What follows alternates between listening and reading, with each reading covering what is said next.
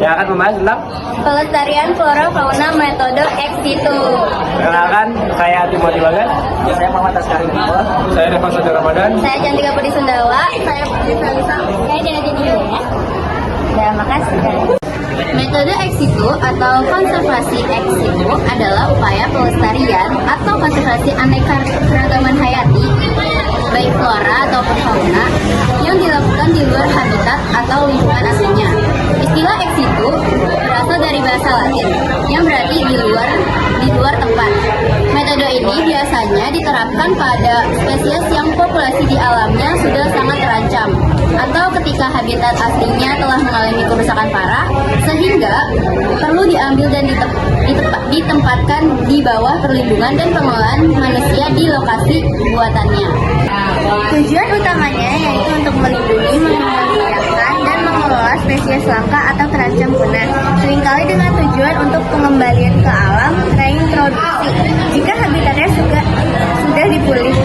Selanjutnya ada contoh perlindungan ex situ di Indonesia. Contohnya itu ada di Kebun Raya atau Botani di Kebun Raya Bogor. Nah, di Kebun Raya Bogor itu ada floranya yaitu bunga rafflesia, bunga bangkai raksasa, anggrek, endemik kantong semar. Nah, terus di kebun binatang contohnya itu di Ragunan. Nah, contoh faunanya itu ada orangutan, harimau Sumatera, komodo, jalak Bali sama gajah. Terus ada contohnya itu di Taman Safari Indonesia. Faunanya itu ada komodo, macan tutul Jawa, gajah Sumatera, burung cendrawasih. Ada di pusat rehabilitas atau penangkaran. Faunanya itu ada penyu, orangutan, elang, satwa, hasil binaan. Terus yang terakhir ada banguni atau plasma nupa.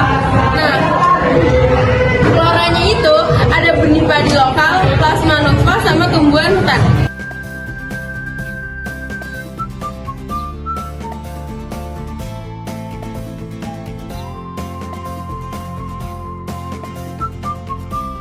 Oke teman-teman, jadi pengertian flora dan fauna adalah flora adalah istilah untuk tumbuhan yang hidup di suatu daerah.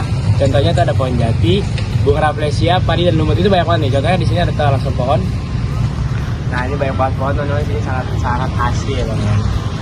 Oke, yang kedua itu ada fauna.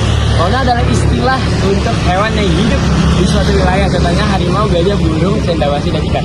Nah, di sini ada rusa, teman-teman. Oh my god, ada rusa dan beberapa hewan lainnya yang mungkin tidak terlihat tuh ada kucing, ada ayam di ujungnya. Tapi di sini tuh identik dengan rusa ya, teman. Nah, seperti kita lihat rusa. Oh my god, itu dia. Oke, lanjut. Hari ini.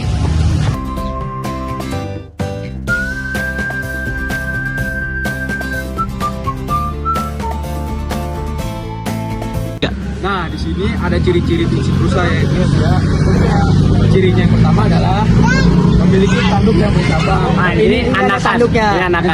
Di situ yang udah tua itu besar tanduknya. Nah, tubuhnya ramping ya guys ya, Dan memiliki toto putih. berwarna coklat dan toto putih. Corak. Ya. Memiliki ekor pasti ya guys ya. Berat badannya biasanya itu 60 sampai 250 kilo tergantung spesies. Nah, panjang tubuhnya itu 1,2 meter dengan tinggi bahu 70 sampai 120 cm.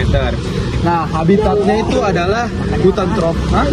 Makannya itu biasanya ada jagung, wortel, bayam, dan sayur-sayuran berwarna hijau. Nah, habitat makannya itu hujan tropis, padang rumput, dan sabana. Perilaku dan kebiasaannya itu adalah berkelompok, jadi dia nggak pernah hidup sendiri ya guys ya. Kayak selalu bersama-sama. Aktif di pagi dan sore karena dia diurnal. Jantan sering berkelahi untuk memperebutkan betina pada musim kawin. Dikenal waspada dan cepat berlari saat merasa terancam. Oke. Dan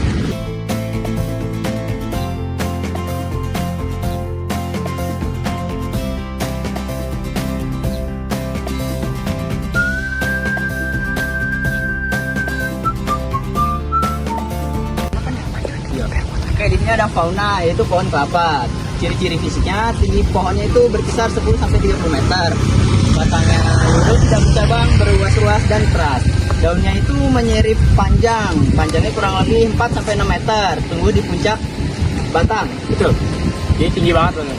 Selanjutnya ada akar. Akar itu serabut kuat, nahan tiupan angin.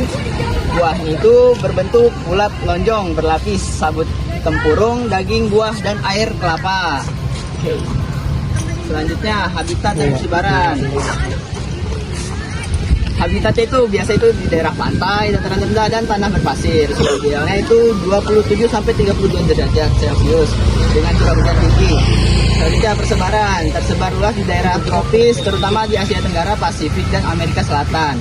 Di Indonesia banyak tumbuh di pesisir dan pulau-pulau kecil.